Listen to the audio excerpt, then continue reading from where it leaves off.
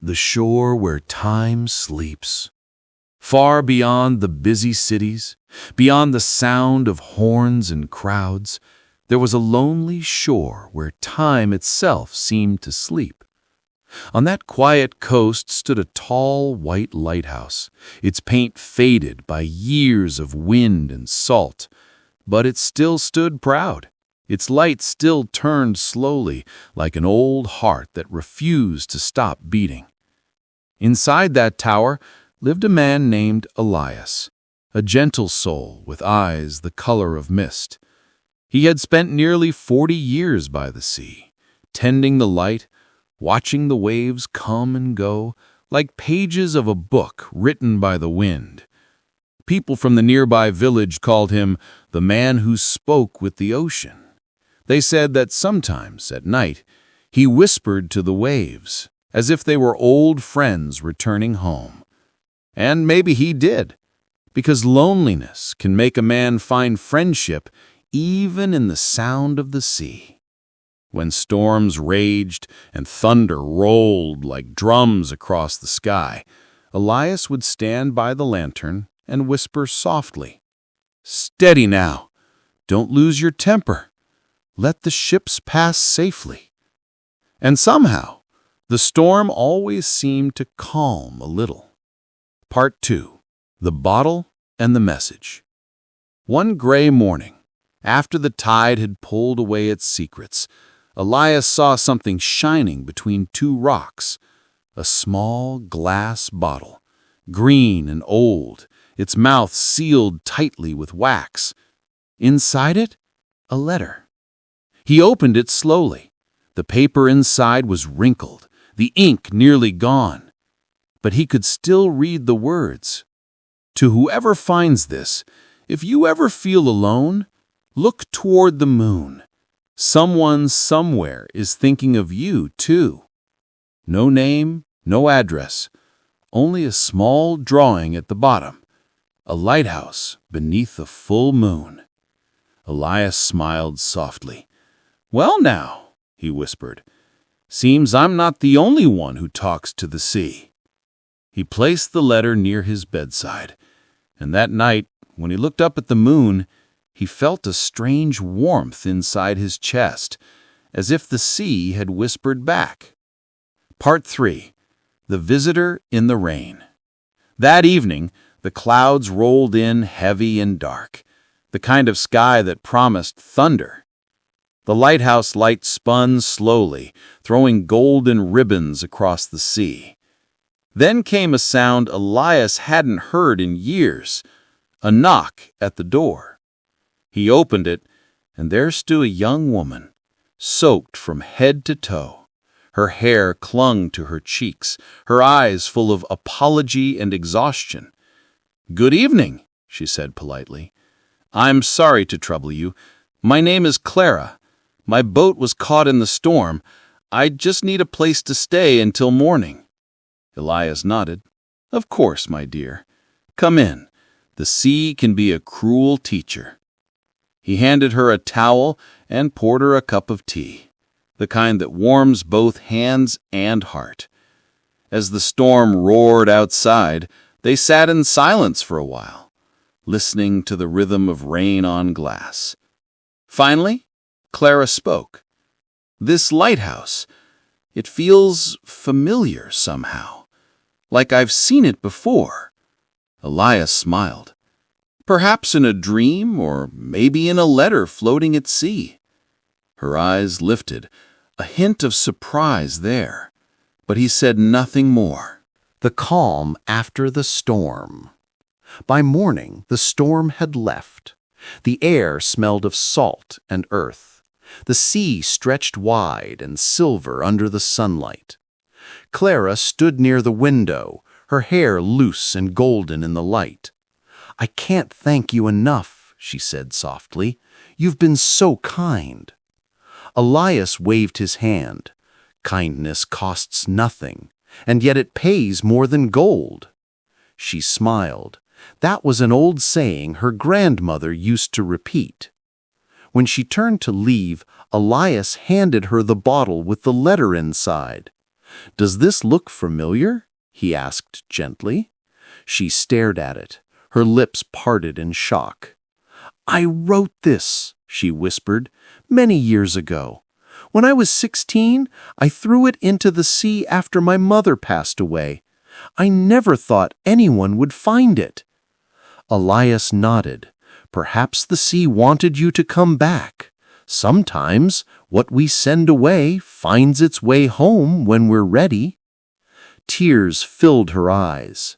The old man smiled kindly and said nothing more. The sea remembers.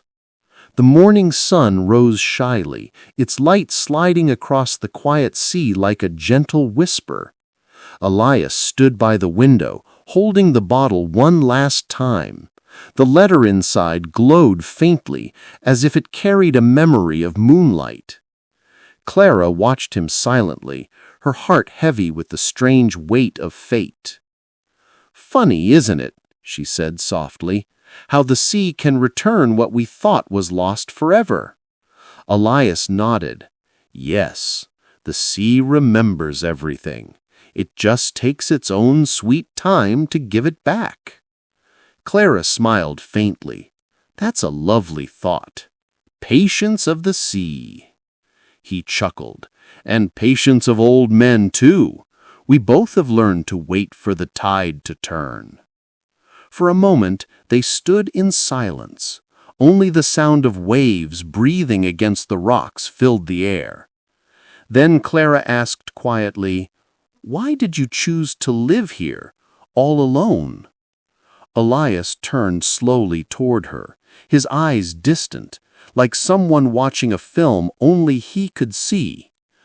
"Once upon a time, I wasn't alone. I had a wife. Her name was Marin. She loved the sea more than I ever did. She used to say the ocean had moods, some days calm as glass, other days wild as a hungry heart." He paused, his voice softer now. "One night there was a storm, a shipwreck, and she went out to help the sailors. She never came back." Clara lowered her gaze, her throat tight with sympathy. "I'm so sorry," she whispered. Elias smiled gently. "No need for sorry. Time teaches us that grief is just love that has nowhere to go. So I stayed here, keeping the light alive for her, and for every sailor who still fights the waves." The clock ticked slowly on the wall, each second like a heartbeat of the lighthouse itself. After a long pause, Clara asked, "Do you believe the sea can carry messages between souls?" Elias smiled. "I believe everything carries something. Waves carry whispers, winds carry memories. Even silence carries meaning if you listen long enough." She nodded, her eyes glistening like the morning sea. Outside, the gulls called softly. The world seemed cleaner after the storm, as if it had washed away more than rain. That night, Clara couldn't sleep.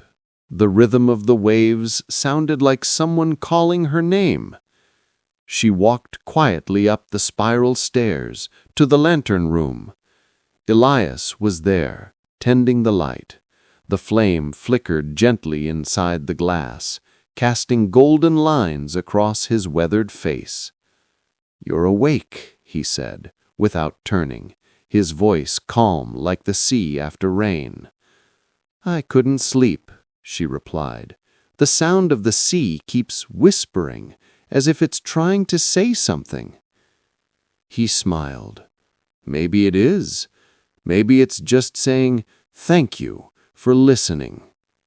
They stood side by side in silence, the light turning slowly, a full circle every minute. Elias handed her a small brass telescope. "Look there," he said, "far across the water. Do you see that faint light?" She looked. "Yes, faint but steady, a light on the horizon. That's another lighthouse, built the same year as this one. Some say the two lights are like twin souls, always calling across the waves, never meeting, but always guiding. Clara lowered the telescope, her eyes soft. "That's beautiful," she said. "It's like they're keeping each other company, even from a distance." Elias nodded slowly. "Just like hearts that care, they don't need to be near to stay connected." Later, as the moon rose over the sea, Clara sat by the window, her thoughts tangled like seaweed in the tide. She whispered quietly, "Mom, if you can hear me, I found your letter." The wind brushed gently against the glass, as if answering her. She closed her eyes, and for a moment felt peace. Idioms and vocabulary. 1. Take its own sweet time, to happen slowly, at its own natural pace. 2. The tide to turn, when bad times start changing for the better. 3. Grief is just love that has nowhere to go, a poetic way to describe sadness after loss. 4. Carry something between souls, to share emotion or meaning beyond words. 5. Twin souls, two beings deeply connected, even when apart. 6. Washed away more than rain, to cleanse not only physically, but emotionally too. The diary beneath the floorboards. The night drifted slowly. The waves hummed their endless lullaby against the shore. Elias slept in his old chair by the lantern room. The flame swayed like a tired dancer behind the glass. Clara walked quietly through the lower rooms. Her fingertips brushed the dusty walls. Each picture and book seemed to whisper stories from another life. She stopped near the wooden floor by the old desk. One plank looked slightly raised, almost like it was keeping a secret. Curiosity tugged at her heart. She knelt down, gently lifted the board, and there, wrapped in an oil-stained cloth, was a small brown book. A diary. Its leather cover smelled of salt and thyme. The edges curled like dried leaves. She opened it slowly. The handwriting inside was delicate, each word written with care. Signed at the bottom of the first page, Maren, Elias's wife. Clara's heart fluttered. She turned the page. March 17. The sea is calm tonight. Elias fixed the lantern again. He says it's the light that keeps hope alive.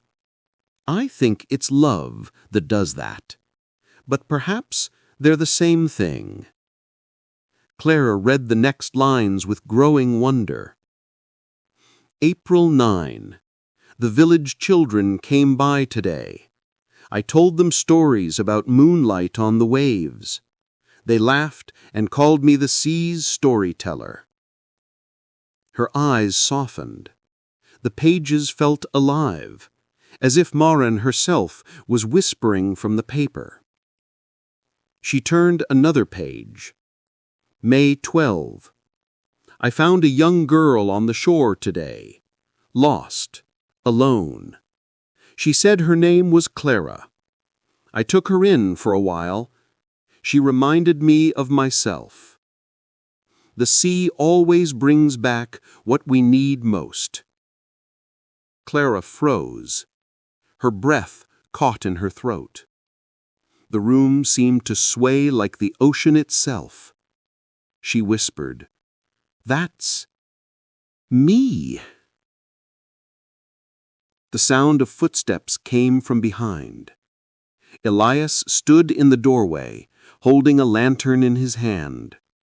His face was calm, but his eyes carried a storm of memories. "You found it," he said quietly. Clara looked up. "I was here before, wasn't I?" Elias nodded slowly. "You were only a child. It was a wild winter night. Your parents' boat had gone missing. Marin found you by the rocks. You stayed here for 2 days. Then the villagers took you back. You were too young to remember." Clara pressed a trembling hand to her chest. "All this time, and I never knew." Elias smiled softly. "The sea remembers, even when people forget." They sat together at the old desk, the diary open between them. The flame from the lantern painted soft gold across their faces. Elias turned a few pages. June 2nd. The sea is restless tonight. Elias says a storm is coming. I told him not to worry. The light will guide him home. He closed the book gently. She wrote that the night before she... His voice trailed off, but Clara understood the rest. They sat in silence, listening to the whisper of the wind through the tower. After a while, Clara said quietly, "Maybe she wanted me to find this. Maybe that's why the sea brought me back here." Elias nodded. "The sea works in mysterious ways. It ties knots between souls we didn't even know were connected." He looked at her kindly. "You have her heart, you know. Brave, gentle, always listening to what the world tries to say beneath the noise." Clara smiled through her tears. "Maybe that's what learning really is, listening beneath the noise." He chuckled softly. "You hit the nail on the head, my dear. That's exactly it."